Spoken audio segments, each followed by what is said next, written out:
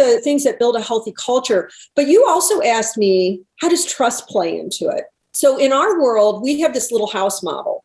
And we have things like emotional intelligence, which is self-awareness, self-management, awareness of the relationship dynamics, whether it's two people or a whole group, and how to manage those relationships.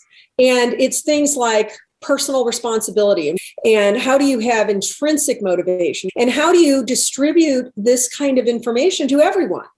The titled leaders get all of that leadership development training, and it's almost thought as if it's impossible to train everyone or to mentor everyone.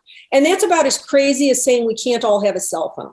Good analogy. The mentality hasn't caught up. Yes, we can have everybody trained and have the same common language and tools. But the bottom of the house, the foundation, is trustworthiness. And what we mean by that is that we're asking people in the companies to commit to the notion that having a 10 relationship is the most important priority. And it sounds kind of nirvana, right? Like, how can you do that? First of all, 10 does not mean perfect. 10 does not mean best friends. A lot of people would say, oh, nothing's a 10, that's perfection. But in our world, 10 just means not having any unresolved issues. I'm not ignoring something that is troublesome, even if it's minor.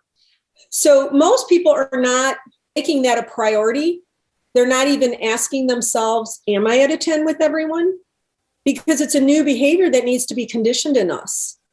And so when you own that, that's a foundational requirement of the company, then it becomes part of the practice of the business to have conversations around it, not conversations that go into the story, but conversations just to raise the awareness.